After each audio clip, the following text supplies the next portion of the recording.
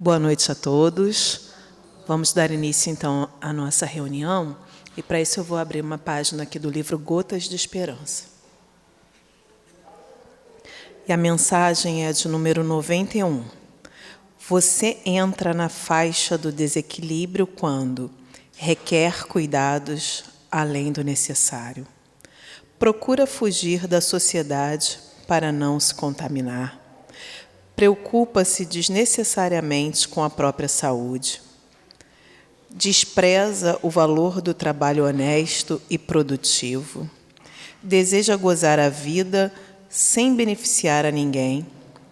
Reclama receber, despreocupando de dar. Reflita um pouco. Só o amor pode equilibrar a sua vida. Então, a mensagem nos convida ao equilíbrio, a busca pelo equilíbrio e a busca pelo amor, levando em consideração que é ele que vai reger, orientar a nossa vida. E sendo assim, vamos todos fechar os nossos olhos, elevar os nossos pensamentos ao alto e agradecer a Deus pela oportunidade que nos dá de estarmos aqui nessa casa abençoada, reunidos, para aprendermos um pouco mais do Evangelho de Jesus, para que saiamos daqui com a certeza de que o amor é o bem maior que Jesus veio nos dar e que, por meio do amor, nós conquistamos o equilíbrio da nossa vida, tanto material quanto espiritual. Que tenhamos uma noite abençoada, um estudo produtivo, reflexivo, e que na noite de hoje o nosso irmão que fará a palestra tenha uma bênção especial para que o estudo corra proveitosamente. Que assim seja, graças a Deus. Boa noite para todos. É sempre uma felicidade, a oportunidade de estar aqui com vocês para estudarmos a doutrina espírita, que nada mais é que a revivescência do Evangelho do Cristo. E a passagem que me cabe estudar com vocês hoje é uma passagem muito bonita do Evangelho, que nos toca a todos e que nos leva a reflexões muito profundas. Então, essa passagem ela encontra-se explicada aqui no Evangelho segundo o Espiritismo, no seu capítulo 10, itens 11 a 13.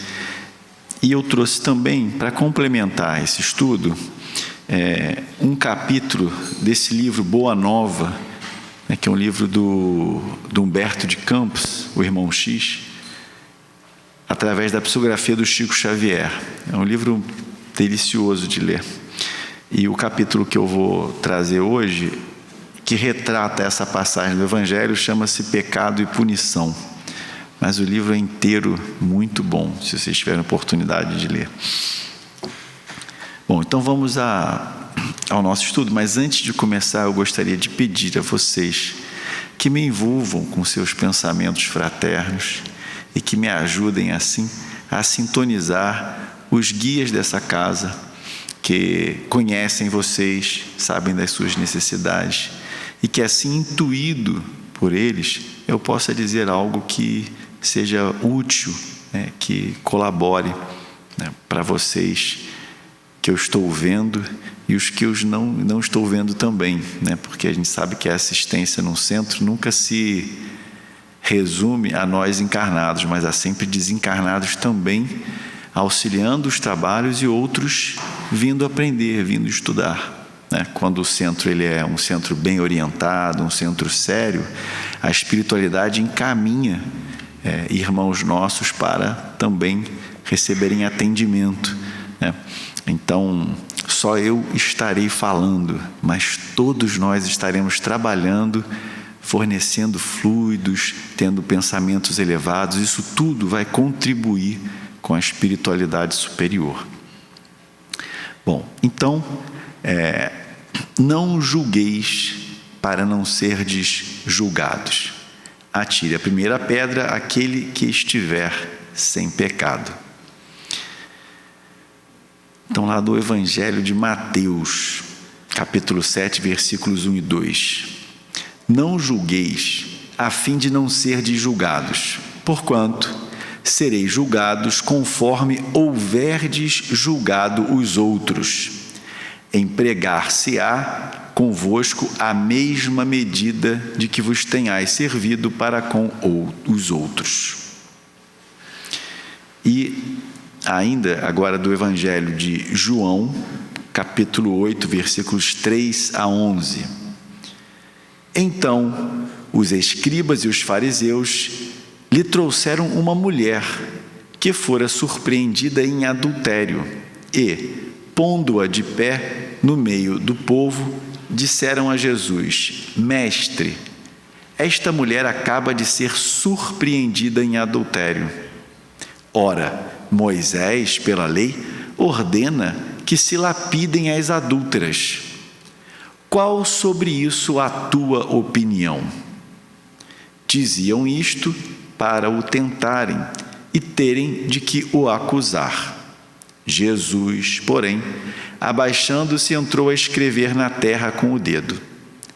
Como continuassem a interrogá-lo, ele se levantou e disse: Aquele dentre vós que estiver sem pecado, atire a primeira pedra.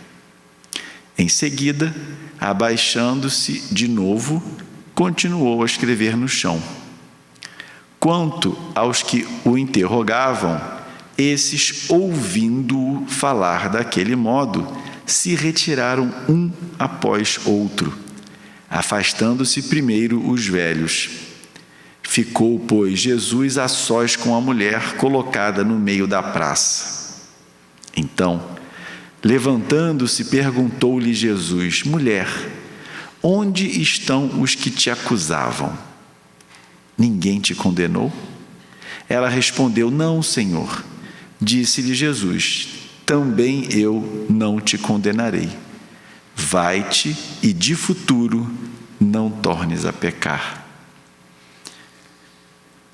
Então, a passagem é curta, mas ela nos remete a muitas reflexões. Mas antes de a gente começar a elocubrar sobre, vamos ler o comentário que o próprio Kardec faz, orientado pelos Espíritos, para explicar essa passagem. Então, o que eu li até agora é retirado do Novo Testamento. Agora vem a explicação aqui de Kardec. Atire-lhe a primeira pedra aquele que estiver isento de pecado, disse Jesus. Essa sentença faz da indulgência um dever para nós outros, porque ninguém há que não necessite para si próprio de indulgência. Ela nos ensina que não devemos julgar com mais severidade os outros do que nos julgamos a nós mesmos, nem condenar em outrem aquilo de que nos absolvemos. Antes de profligarmos a alguém uma falta, vejamos se a mesma censura não nos pode ser feita. Um reproche lançado à conduta de outrem pode obedecer a dois móveis: reprimir o mal ou desacreditar a pessoa cujos atos se criticam. Não tem escusa nunca este último propósito, porquanto, no caso, então, só há maledicência e maldade. O primeiro pode ser louvável e constitui mesmo, em certas ocasiões, um dever, porque um bem deverá daí resultar, e porque, a não ser assim, jamais na sociedade se reprimiria o mal. Não cumpre, aliás, ao homem auxiliar o progresso do seu semelhante? Importa, pois, não se tome em sentido absoluto este princípio: não julgueis se não quiserdes ser julgado, porquanto a letra mata e o espírito vivifica. Não é possível que Jesus haja proibido se profligue o mal, uma vez que ele próprio nos deu o exemplo, tendo-o feito até em termos enérgicos. O que quis significar é que a autoridade para censurar está na razão direta da autoridade moral daquele que censura. Tornar-se alguém culpado daquilo que condena noutrem é abdicar dessa autoridade, é privar-se do direito de repreensão. A consciência íntima ao demais nega respeito e submissão voluntária àquele que, investido de um poder qualquer, viola as leis e os princípios de cuja aplicação lhe cabe o encargo.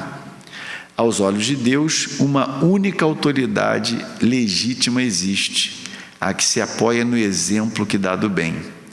É o que igualmente ressalta das palavras de Jesus. Então, essa lição, ela é muito simples. Jesus nos diz simplesmente que não devemos julgar. Não é difícil entender o que ele quer dizer com isso. Até porque a passagem evangélica ilustra essa situação. Então a gente não acha difícil entender, a gente acha difícil é fazer. Porque muitos de nós somos como dedos constantemente apontados para os outros. Como é fácil apontar as faltas do outro, né? Como é fácil enxergar defeito nos outros. Já não temos a mesma facilidade quando se trata de nós mesmos, né? Criamos uma série de mecanismos, né, para acobertarmos de nós aquilo que nós somos, nosso estado, não o que nós somos, o nosso estado, a nossa condição atual. Mas fico pensando, ele diz: não o julgueis a fim de não ser julgados. Então, quer dizer que se eu não julgar ninguém, eu posso fazer coisa errada e eu não vou ser julgado? Eu não estou condenando o outro, então ninguém vai me condenar? Será que é uma coisa assim então todo mundo pode fazer coisa errada e ninguém vai condenar ninguém? Não julgueis a fim de não ser julgados, porquanto sereis julgados conforme houver de julgado os outros. Empregar-se-á convosco a mesma medida de que vos tenhais servido para com os outros. Mas então, será que a lei, ela é variável?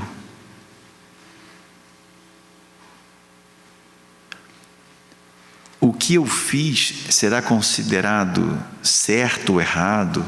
Ou o tanto de errado que vai ser considerado depende de eu ter julgado o outro? Então eu cometo um crime, mas se eu não julguei ninguém, aí eu me safo. Ah, mas se eu julguei alguém, aí não. Aí eu fiz uma coisinha, uma besteirinha, mas eu fui muito rigoroso com o outro, eu vou ser rigorosamente punido. Como é que é isso? Como assim? Não tem uma lei única? A lei de Deus, ela é flexível, ela se ajusta. Se eu fui muito condenador, aí Deus é rigoroso comigo. Mas se eu, não, tudo bem, fui indulgente com todo mundo, aí Deus alivia o meu lado. Será que é isso? O que será que Jesus quis dizer com isso? Não julgueis a fim de não ser julgados, porquanto sereis julgados conforme houver de julgar os outros. Então, eu não vou ser julgado pelo que eu fiz de errado, mas por se eu julguei o outro ou não.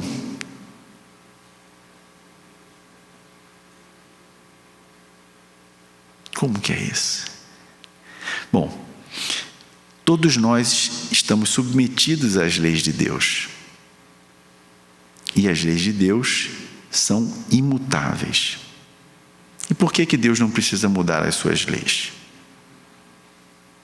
Porque Ele é perfeito. Por que as nossas leis mudam tanto ao longo do tempo? Porque elas refletem o nosso estado de evolução. Então, à medida que nós evoluímos e vamos tendo uma compreensão melhor das coisas, nossa sensibilidade vai se ampliando, né?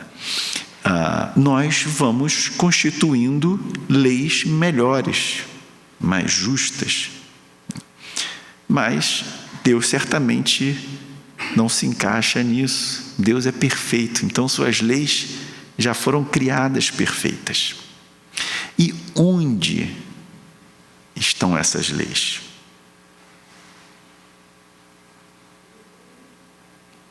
que aqui a gente faz uma pesquisa, né? Tem que buscar lá o Código Penal, o Código disso, Código de Legislação, Constituição. A gente abre esses livros, estão as nossas leis lá.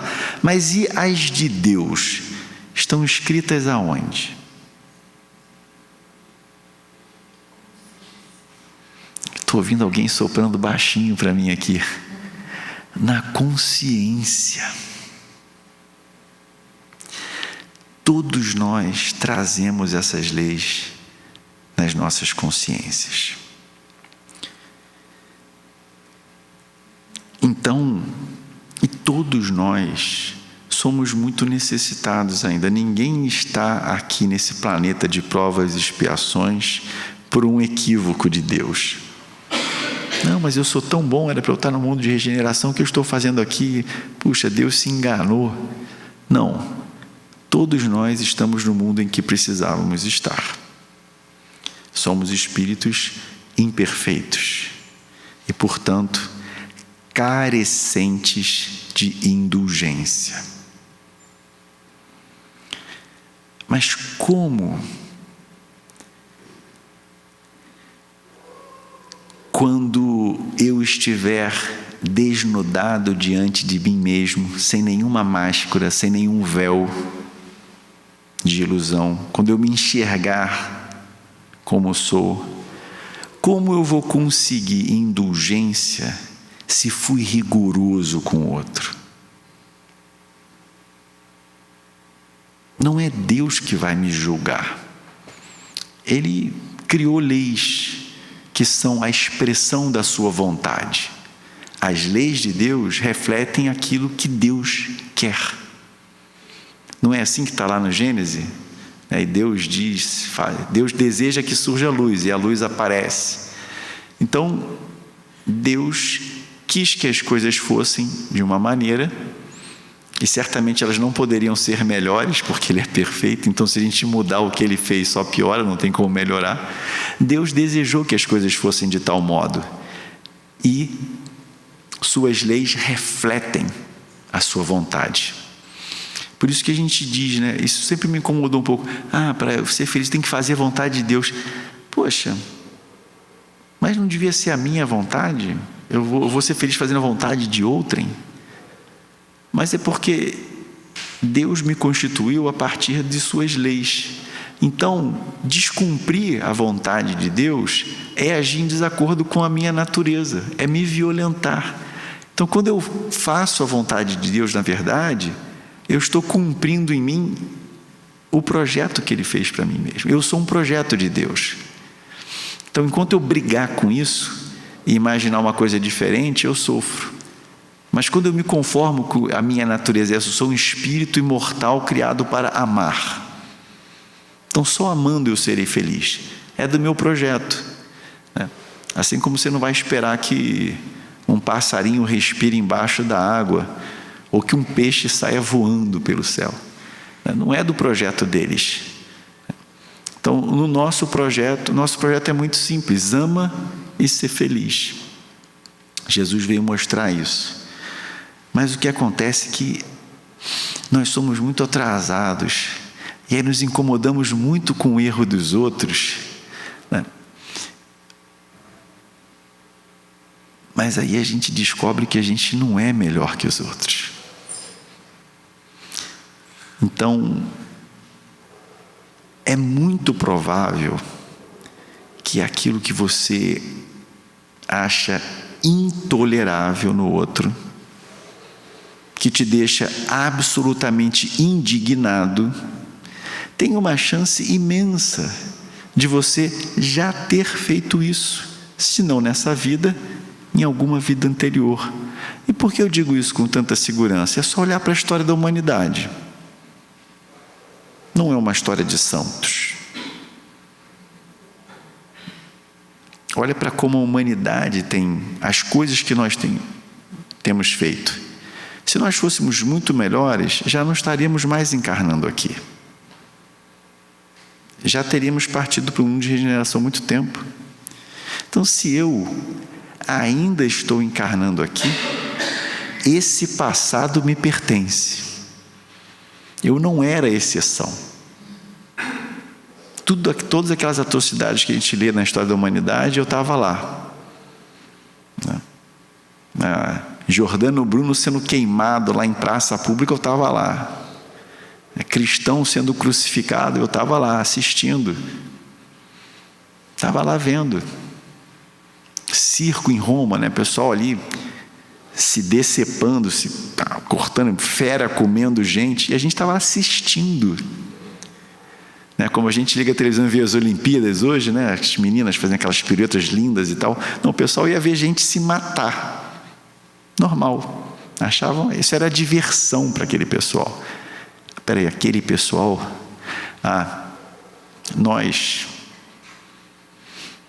aquele pessoal não foi embora e nós chegamos aqui na Terra muito depois. Já éramos nós lá, fazendo essas coisas todas.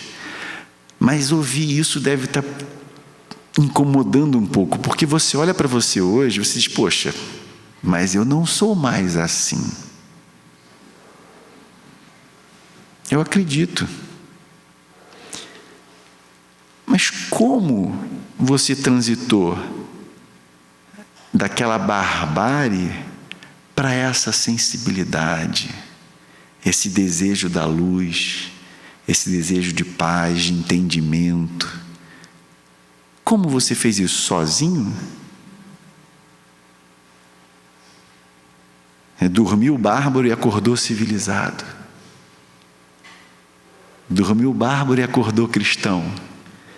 Não, você contou com a indulgência de muito espírito melhor que você, que fez com você o que Jesus fez com essa mulher. Não condenou. Porque se à medida que nós despertássemos para a nossa pequenez, para tudo, quando nós começamos a compreender o tanto de atrocidade que existia na gente, se tivesse alguém olhando para dentro, nossa, não posso me misturar com gente assim, a gente estava caído até hoje. Se a gente conseguiu transitar de alguém que sentia prazer em ir para um circo ver gente se matar, para a condição que a gente está hoje, é porque muitos espíritos mais elevados que nós estenderam as mãos para a gente, acreditaram na nossa capacidade de transformação, olharam para aqueles monstrinhos que nós éramos e enxergaram futuros anjos que nós ainda seremos. E aí hoje eu quero negar ao outro aquilo que eu tenho recebido, porque eu sou algum tipo de filho preferido de Deus?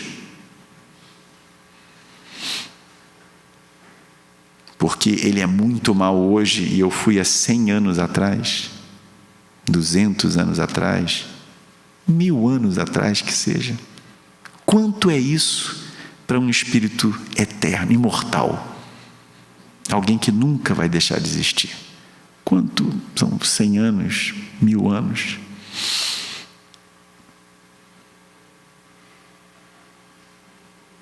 Então é muito difícil a sua consciência te absolver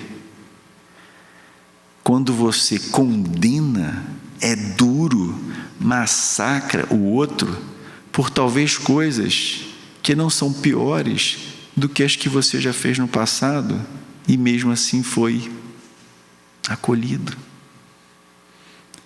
Esse é o problema do julgamento.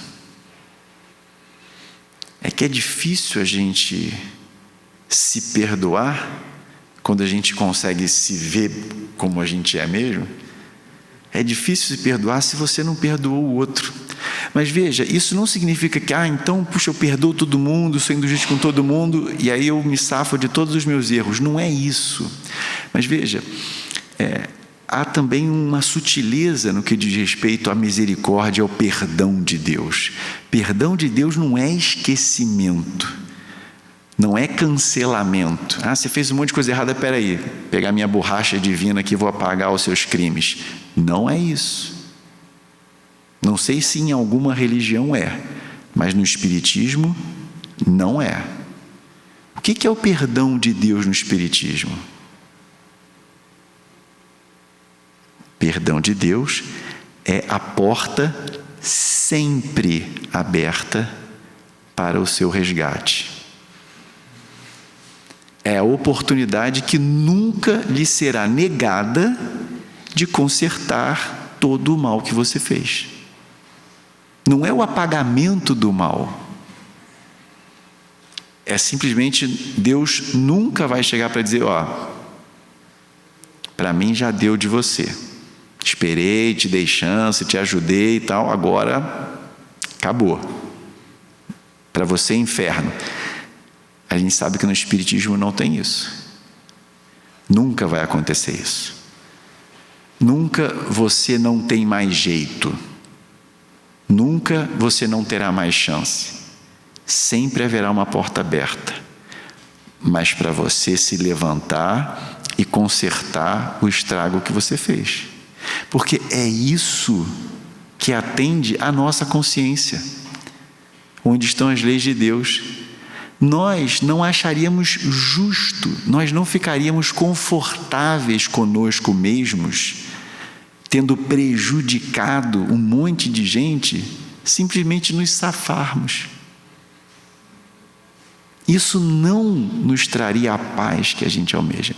Nós temos, é da nossa constituição, é da nossa natureza. É como Deus nos criou, nos projetou. Não há como lutar contra isso. É da nossa natureza desejar o resgate. E eu imagino que para quem está me ouvindo aqui não seja tão difícil imaginar isso. Porque tenho certeza que muito provavelmente vocês já passaram pela situação de causar qualquer espécie de prejuízo para alguém e tudo que você deseja é resgatar aquilo. Você causou um prejuízo, não, desculpa, não era a minha intenção, mas eu faço. A pessoa, não precisa, está tudo bem. Você, não, faço questão. E você faz questão mesmo. A pessoa já está de boa, mas não é mais para ela. Você está acertando as contas com você mesmo. Você quer poder dizer para a sua consciência, eu errei, mas eu consertei. Não é o outro que está exigindo. É você que quer. Você faz questão. Aí outro, não, então tá, já que você faz que, olha, por mim não precisava, você não, mas eu faço questão. Você vai lá e conserta. A gente já tem isso. Então, isso é da nossa natureza. A gente jamais chegaria a esse estado de plenitude, de satisfação íntima, se não acertássemos as contas conosco mesmos, com nossas consciências, ou seja, com as leis de Deus.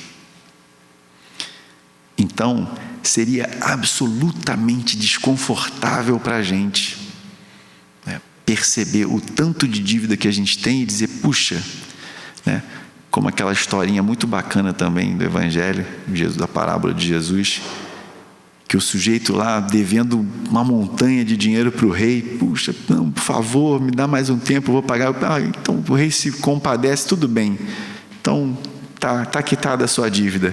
Aí a gente, que bom, e chega na rua, pega outro que devia uma moedinha para ele, lá, me paga, seu desgraçado, não vai me pagar, e manda prender. Aí o pessoal que viu volta lá no rei, puxa, olha, você perdoou uma dívida enorme dele, mas ele foi lá, e não perdoou o outro. Aí o rei, então vai você para a prisão até me pagar. Mas veja, a gente não precisa desse externo, porque esse rei que na história representa Deus, ele está em nós. Não é panteísmo não, tá? Não estou cometendo esse erro doutrinário. Quando eu digo Deus está em nós, ele se fez presente em nós através da nossa consciência. A vontade dele está gravada em nós, na nossa consciência, através das suas leis. E a gente não vai conseguir se planificar desatendendo essas leis. E o resumo delas é o amor. Então, a questão que eu acho que se coloca é, ok, eu entendi que eu preciso ser indulgente. Eu não posso levar tudo a ferro e fogo com os outros. Eu devo ser rigoroso, sim, comigo, mas eu devo ser indulgente com os outros, como foi Jesus. Indulgência não é condescendência. Indulgência não é tapinha nas costas, tudo bem, todo mundo é humano, errar, todo mundo erra. Não é isso. Indulgência é o que Jesus fez. Jesus falou para ela: mas poxa, quem não, de vez em quando, comete aí um adultério? O pessoal fica aí falando, mas será que nenhum deles? Ele não ficou dizendo que é adultério, tudo bem. O pessoal está fazendo tempestade em copo d'água. Não foi isso que Jesus falou. Jesus não condenou, mas quando ele vai se despedir dela, vai e de futuro não peques mais. Ou seja, ele não a julgou, ele não a condenou, mas na fala dele há uma avaliação do comportamento dela. Percebe a diferença? Uma coisa é ele dizer: adultério é uma coisa ruim e não deve ser feita. Ele está condenando uma prática, um comportamento, ele não está condenando uma pessoa. Então, ele é indulgente com a pessoa, mas ele sabe, agir mal traz sofrimento. O adultério é uma ação ruim, vai trazer sofrimento, e ele não deseja isso para nós, ele deseja felicidade. Então ele apoia a mulher, não o comportamento, ele apoia a mulher caída, o ser humano, a irmã necessitada, mas dá o recado: o que você fez não é bom, não faça mais isso. Segurando, dando a mão, levantando e orientando, porque o outro extremo também seria prejudicial.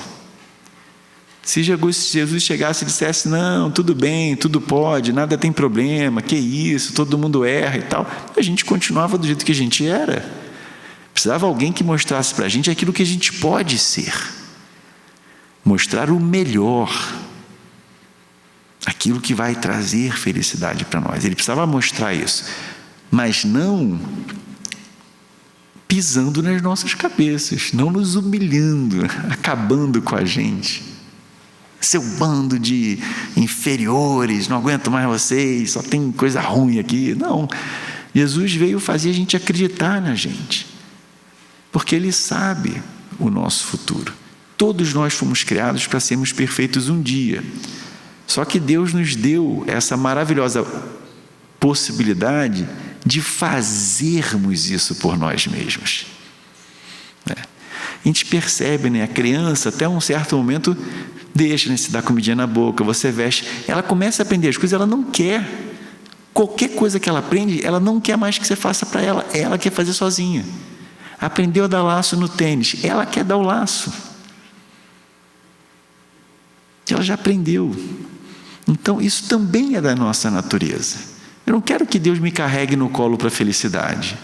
Eu quero que Ele me dê as ferramentas e deixe eu fazer, me ensina. Como é que eu tenho que fazer? O que eu preciso? Ele me dá. Jesus veio para mostrar como que a gente faz. Não veio fazer para a gente. Não veio carregar a gente no colo. A felicidade não teria o mesmo sabor de conquista, Então é por isso que Jesus se refere a nós como os nascidos de mulher, no sentido de que somos espíritos ainda necessitados de reencarnação. E a gente reencarna através das mulheres. Então nós somos os nascidos de mulher, e Ele, o Filho do homem, não tem nada de gênero nesse homem. Homem no sentido de humanidade, ou seja, o filho de si mesmo, aquele que se fez. Ele é o Filho do homem no sentido de que ele se constituiu o que ele é. Mas vocês entendem que o homem, a mulher ali é mulher mesmo, porque é só a mulher dá a luz, o homem não. Mas quando ele diz Filho do homem, esse homem representa ser humano, Então, é aquele que já não precisa mais reencarnar porque constituiu-se perfeito. Esse é o nosso caminho, é isso que ele veio fazer. Bom, o Espiritismo ele ajuda muito a gente nisso, porque uma das coisas que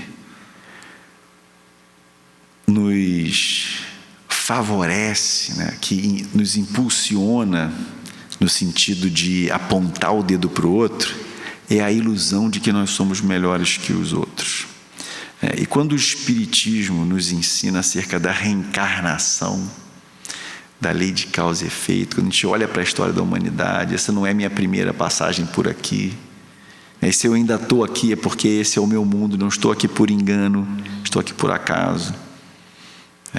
Então, a gente começa, pode ser que hoje eu esteja um pouquinho melhor orientado que o meu irmão que ainda não entende certas coisas, mas essa diferença é tão pequena quando o Espiritismo nos diz que nós vamos da simplicidade e ignorância até a perfeição.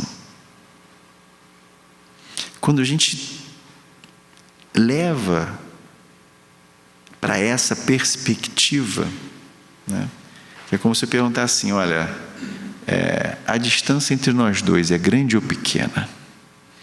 Isso é completamente relativo, né? Se você pensar, por exemplo, a distância entre esses meus 2 livros aqui, estão praticamente colados, então a distância entre nós é enorme. Mas se pensar, por exemplo, a distância entre mim e a Beth Matos agora, né, a nossa distância aqui é pequenininha, que a Beth está distante. Então, do mesmo modo, você pode olhar para o seu irmão e dizer, nossa, não, eu estou numa condição muito melhor. Eu segunda-feira à noite vou para o centro pensar em Jesus e nas coisas que ele ensinou. Meu irmão está lá no bar, enchendo a cara, cometendo crime, procurando prostituta na rua. Nossa, não, a gente, uma distância imensa. Uma distância imensa. Aí quando você pensa, simples e ignorante, perfeição. Onde é que vocês estão? Qual é a distância entre vocês dois aqui? Quando você pensa que um dos 12 escolhidos por Jesus e que o amava, o traiu e cometeu suicídio. E uma prostituta que os apóstolos a muito custo engoliam, porque era quase intolerável para eles que Jesus tivesse qualquer proximidade de uma prostituta. Essa prostituta entrou para a história como um dos mais lindos e incríveis casos de transformação, que é a Madalena, que abandona uma vida de luxo, de prazeres, de beleza, para viver entre os rancenianos e morrer como uma deles, passando seus últimos tempos todos falando de Jesus para aquelas pessoas que não tiveram oportunidade de conhecê-lo. Então, qual é a distância entre mim e o criminoso? Amanhã esse homem está na prisão, cumprindo a sua pena por homicídio, e vai lá um pastor, vai lá um companheiro de uma casa espírita, vai lá um evangélico, fala umas palavras, lê uma passagem da Bíblia, esse homem desperta, resolve mudar de vida, e de repente está amanhã aí, fazendo alguma obra de caridade, indo distribuir agasalho na rua, enquanto eu só estou aqui no centro falando, indo para casa e tendo prazer. Aí chego aqui, falo, mas trato mal os meus alunos, não respeito os meus superiores, reclamo dos meus vizinhos, brigo com a minha mulher.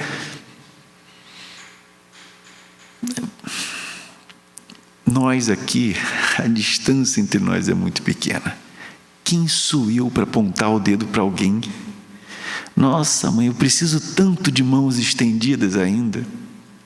As minhas inclinações ruins ainda estão tão vivas dentro de mim.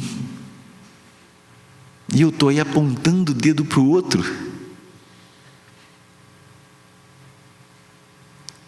Aí de repente, né, aquele moço lá, aquele homicida que saiu da prisão, começa a frequentar o centro e fica sentado lá no fundo. E aí eu venho aqui 1, 2 vezes no ano e faço palestra. Aí eu desencarno e estou lá meio sem entender aqui, um lugar meio cinza, assim, puxa, estou ali apagadinho, de repente vem aquele espírito de luz, e era ele, que aplicou na vida, que se transformou. Quem leu aqui Sexo e Destino, do André Luiz? Faz assim, alguém leu Sexo e Destino, do André Luiz? O que é a história do Cláudio Nogueira? Um perdido, um homem que jogava, que bebia, traía a esposa era uma família disfuncional, completamente. Zona Sul, moravam bem, em conforto, mas totalmente disfuncional. E esse homem tinha uma filha adotiva, uma empregada que passou pela casa, deixou aquele bebê lá. E ele tem primeiro ele era o único que tratava bem a menina, né? A esposa e a filha legítima, desdenhavam dela e ele tratava bem, mas aquele tratamento bom começou a tomar um rumo muito inadequado. Ele sofria uma forte obsessão e faz toda uma trama para conseguir ter uma relação com a filha adotiva. E consegue. E a menina tenta o suicídio depois disso. E ele fica lá no hospital tratando da filha moribunda, que ele descobre nesse momento dramático que era a filha dele, porque ele teve uma relação com aquela menina e ela, antes de sair, contou isso numa carta para a esposa. Ele não sabia. A filha adotiva era adotiva da esposa, porque dele era filha biológica. Então, quer dizer, o sujeito estava ali no fundo do poço, se sentindo o monstro da humanidade. E talvez, se nós conhecêssemos a história, pensaríamos a mesma coisa dele. Mas ele lá, se sentindo a pior das criaturas, com a sua filha ali entre a vida e a morte, no hospital, recebe um evangelho de do farmacêutico, obrigado, que foi lá aplicar o passe, e tinha o sujeito, o chefe, não sei, alguém do banco, um cliente importante do banco, tinha um sujeito rico lá, e o farmacêutico lá. Então eles não sabem dos detalhes sórdidos da história, né, e vão lá e levam o evangelho para ele. E aí ele lê a página Caridade para com os criminosos. E encontra uma porta de esperança ali. E esse homem se transforma. Há uma ação ali da espiritualidade para que a menina não desencarne antes de perdoá-la. Isso é demonstrado através de um mínimo gesto. Ele se desvela em cuidar dela, aí tenta resgatar o casamento com a esposa, que aí o trai com... tudo à sua volta está ruindo, a outra filha fica internada psiquiátrica, a vida em volta está desmoronando, mas ele se transformou. Ele se transformou e começa a acertar tudo em volta dele. Começa a ser Bom, moral da história, esse homem desencarna,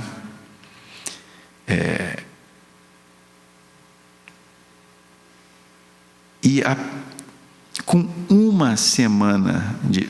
Lembra, o André Luiz, que conta essa história, que a gente tem uma admiração por ele, né, pela dedicação, pelo trabalho, pelo empenho, pelos esforços. O André Luiz passou 8 anos no umbral.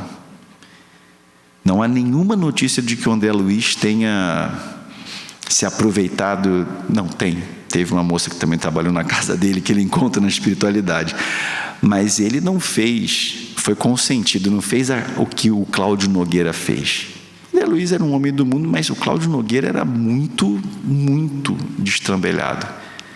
E esse homem, com uma semana de desencarnado, uma semana, teve permissão da espiritualidade superior para vir fazer atendimentos aos espíritos que ele conhecia, que ainda estavam encarnados.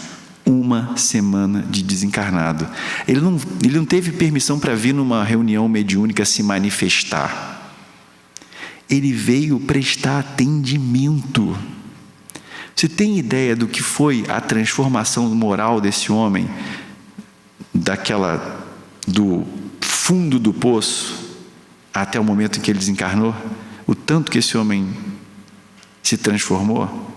Será que eu, que nasci numa sua 5ª geração de espírita, já ouvia falar de espiritismo na barriga da minha mãe, será que eu, com 1 semana de desencarnado, vou ter condição de atender alguém? Sabem quem foi a primeira pessoa que ele atendeu? Não. Se a minha memória não falha, não foi a mulher, não. A família dele estava muito ligada a uma outra família. Eram o pai, a mãe e um filho. Tudo começa com a mãe que estava morrendo. Então o André Luiz vem com o mentor atender a essa senhora que estava morrendo. O pai já estava tendo caso com uma mocinha. Essa mocinha era a filha do Cláudio Nogueira, a filha, a Marina. Estava tendo um caso com a Marina. E o Gilberto, o filho do Nemésio, namorava a menina que o Cláudio tinha aquela atração, que era filha adotiva, mas que era biológica.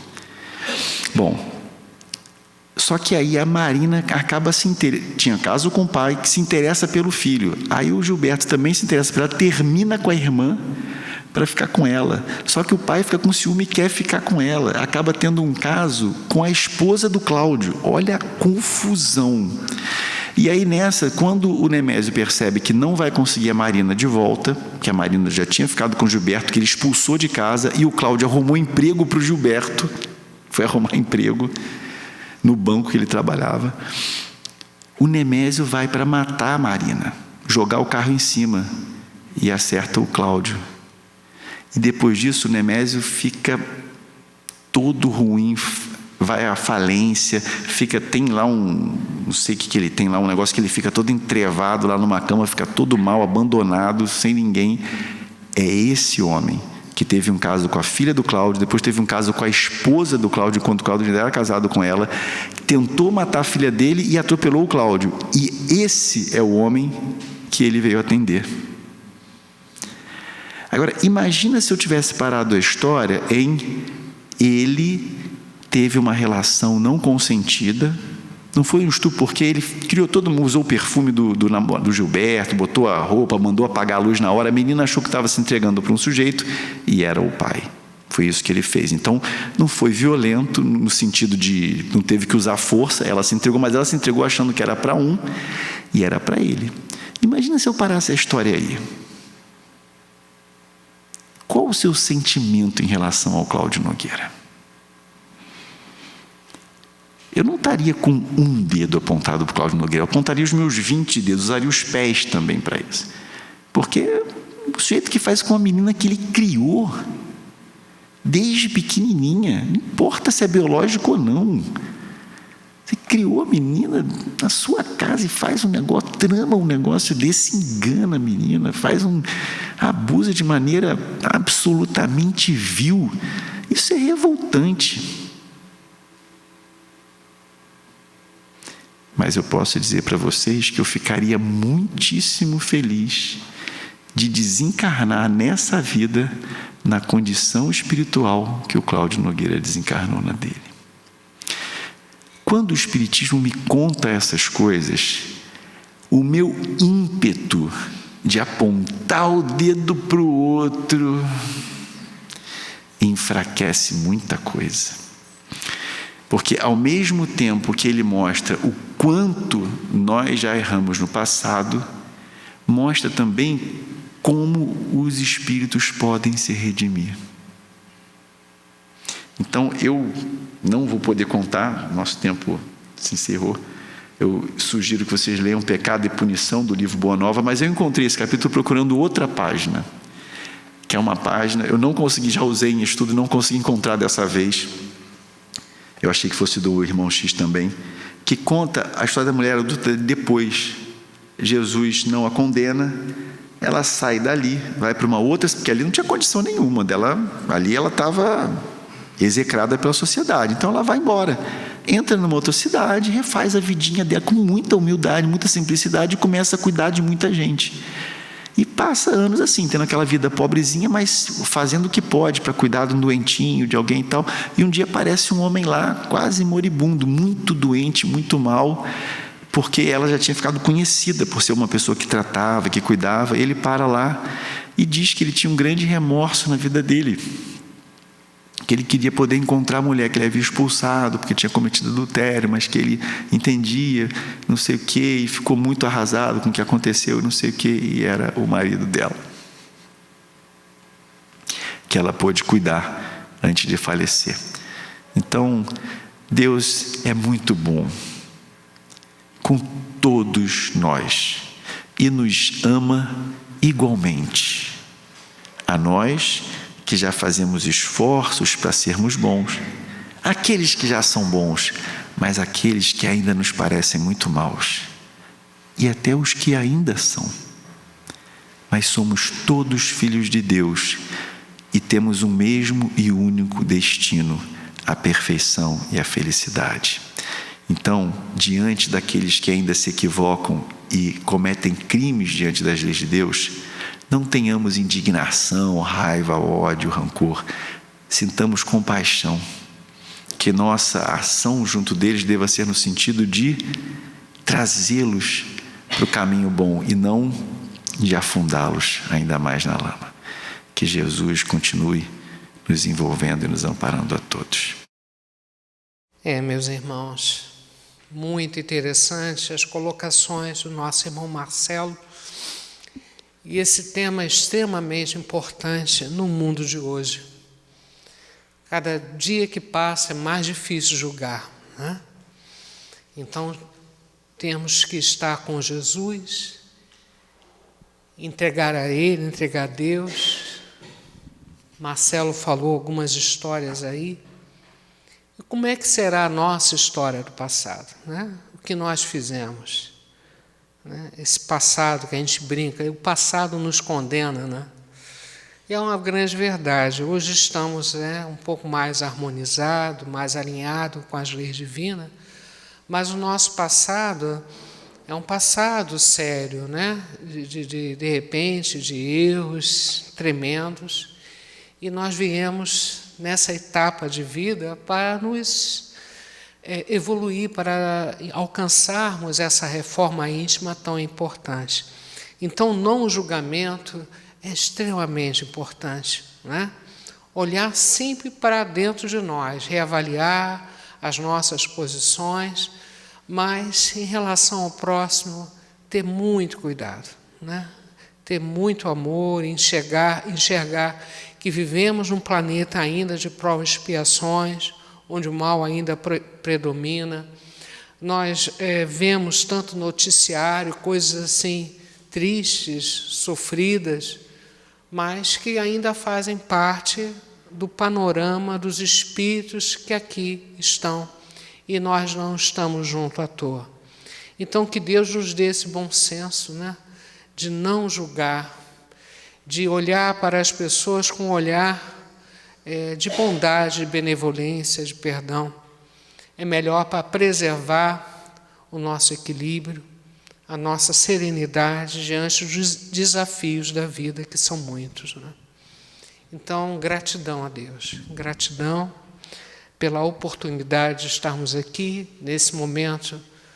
Mais do que uma palestra, é uma reflexão sobre nós, sobre a nossa vida. O passado já passou, sim, que sirva de experiência, e termos no futuro essa esperança de plantarmos melhor hoje para colhermos melhor amanhã.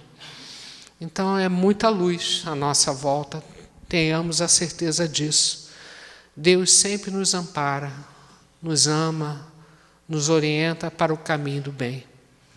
Se erramos como erramos no passado, hoje estamos aqui para aprender e melhorar. Então, encher o nosso coração de esperança, com muita alegria de viver, encher as nossas células de energias positivas para seguirmos em frente na nossa missão. Então, Pai, nesse momento, temos a certeza, a doutrina espírita nos esclarece isso de uma forma belíssima e nos consola, de que a vida continua, que ninguém morre, estamos todos de passagem nessa escola de aprendizado e um dia temos que retornar ao plano espiritual, continuando vivendo em alguma dimensão. Então queremos lembrar com muito carinho dos nossos entes queridos que partiram, aquele pai, aquela mãe, aquela avó, tanta gente que a gente tem do outro lado, né? Que moram no nosso coração, todos os nomes que nós colocamos na caixinha de prece, que esses irmãos também sejam alcançados pelas nossas orações, as nossas companhias espirituais, esses espíritos aqui presentes que vieram estudar conosco. Então, um momento de expansão da nossa oração, do nosso pensamento, para atingir todos esses irmãos desencarnados que estejam ao nosso alcance mental, levando nessa prece o nosso amor, a nossa vibração carinhosa, que possa envolver a todos esses irmãos. Então pedimos: Pai nosso, que estais no céu, santificado seja o vosso nome, venha a nós o vosso reino, seja feita a vossa vontade, assim na terra como no céu. O pão nosso de cada dia nos dai hoje, perdoai as nossas ofensas, assim como nós perdoamos os nossos ofensores, mas não deixeis cair em tentação, livrai-nos de todo mal, que assim seja. Com essa oração, nós homenageamos todos esses nossos queridos, todos esses nossos irmãos, para que eles, no plano espiritual, tenham oportunidade de um refazimento, de reescrever a sua história, de estudar, de aprofundar na mensagem do Mestre amado Jesus e preparar cada vez melhor o futuro de cada um, né? Então, que Deus leve esse abraço, essa saudade transformada em muita luz para todos esses nossos irmãos queridos. E hoje eu quero lembrar com carinho de uma tia minha, Odília Raposo da Gama, que ela receba essa homenagem também no dia de hoje. Que Deus a abençoe. Graças a Deus. E a nossa casa aqui, que tem 99 anos de trabalho no bem, é uma casa conhecida no plano espiritual, é um ponto de luz nesse bairro, e nós sabemos como esse ponto de luz ajuda tantas pessoas que nem imaginam, né? Ter um ponto de luz espiritual no bairro é uma coisa muito linda, muito importante. Então, toda sessão nós fazemos aqui as irradiações. É ampliado toda essa energia, pela ajuda da espiritualidade superior, ampliada essa energia para espalhar em torno de nós, aonde nós quisermos, aonde o nosso pensamento tiver poder de mandar essa energia, essa vibração carinhosa para os nossos lares, para o nosso ambiente de trabalho, para a nossa comunidade, para o nosso Brasil, o Brasil que está enfrentando momentos delicados, né? Que Deus possa olhar pelo nosso Brasil com muito carinho, com muita energia boa. Ismael, querido irmão, possa tomar conta aí desses amigos, esclarecendo a mente dele, evitando as queimadas, né? Essa coisa tão triste que a gente observa ainda, infelizmente. Que Deus possa derramar muita luz sobre o nosso Brasil, sobre a nossa terra escola querida, a todos os endereços que nós colocamos na caixinha de radiação. Que Deus possa abençoar todos esses irmãos com muito amor, com muito carinho, abençoando a nossa comunidade. É o que eu peço, Senhor Jesus. Graças a Deus. E também continuando nessa vibração de carinho, de amor, nós precisamos, tudo isso que o nosso irmão Marcelo falou aqui, é questão de saúde mental. É questão de alinhar o nosso pensamento e atitudes com as leis divinas, né? É nos harmonizarmos com Deus. Isso tudo é construído no dia a dia, né? Na nossa vida, ajudando a gente a repensar nas atitudes, dar um passo à frente, renovar pensamentos e atos. Tudo uma construção. E isso se reflete na nossa saúde física, na nossa saúde mental e espiritual. Então, nesse momento, nós estamos pedindo aos amigos espirituais superiores que tragam para nós um pouco desse bálsamo, um pouco dessa energia positiva, harmoniosa, para que possa nos curar, aliviar dessas dores mais profundas que talvez trazemos de outras vidas, né? Que Deus possa identificar e ajudar a gente a trabalhar isso, eliminar da nossa alma, do nosso corpo, né? Então queremos pedir, especialmente aqui pela uma amiga, né, Regina Séria, na Avenida Maracanã, 1341, apartamento 502, Tijuca. Ajuda a nossa irmã Regina. Todos os nomes que nós colocamos na caixinha de visitar médica, que a água do ambiente seja fluidificada, né? E que todos nós aqui possamos vibrar energia amorosa pelos nossos irmãos que estão na rua com esse frio. Que tristeza, Pai. Que Deus possa aquecer esses irmãos com a vibração harmoniosa dessa luz divina, né? Ajudar esses amigos, os que estão pela rua, pelos hospitais, pelos asilos, orfanatos, prisões, onde houver um irmão doente, que essa energia bonita possa chegar lá. Se houver algum parente em casa doente, né, que possa receber esse carinho, pedindo hoje especialmente pelo nosso irmão Henrique aqui presente, que possa receber do plano espiritual todo o carinho, toda a ajuda, né, para que os caminhos se abram e ele possa definitivamente se curar, Senhor Jesus. Vamos, Jesus, passear na minha vida. Quero voltar aos lugares em que eu estive só. Quero contar contigo, vendo que estavas comigo. Quero sentir teu amor a me embalar. Cura, Senhor, onde dói. Cura, Senhor, bem aqui. Cura, Senhor, onde eu não posso ir. Cura, Senhor, onde dói. Cura, Senhor, bem aqui. Cura, Senhor, onde eu não posso ir. Deus pode ir, Deus nesse momento, com certeza colocando a sua mão sobre o organismo, o aparelho do nosso sistema, do nosso corpo, esteja com alguma dificuldade. Deus coloca a mão nesse momento, com a ajuda da nossa mente, Ele vai aliviar ou abrir os caminhos para que a cura aconteça, né?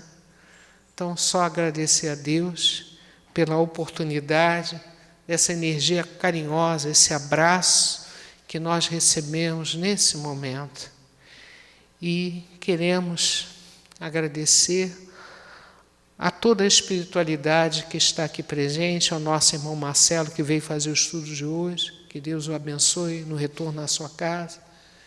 Que Deus abençoe todos nós no nosso retorno para os nossos lares, com muita paz e harmonia, com muita alegria de viver. Que Deus abençoe a nossa terra, que está passando por momentos tão delicados, mas importantes, tudo programado, né, com organização nessa orquestra divina, que não possamos desanimar diante dos desafios da vida e seguirmos em frente. Obrigado, Pai, por essa reunião, por essa oportunidade. Pedimos mais uma vez por todos os nomezinhos que nós colocamos naquela caixinha, todos eles sejam visitados pela equipe desta casa. E pedimos permissão para encerrarmos essa segunda parte e convocarmos os irmãos para a terceira parte, a última, que é o passe individual, não é? Agradecendo mais uma vez a todos, pedindo a Deus que abençoe a nossa terra escola querida, né? Lembrando a vocês que ainda dá para fazer a inscrição para a operação espiritual na secretaria, né?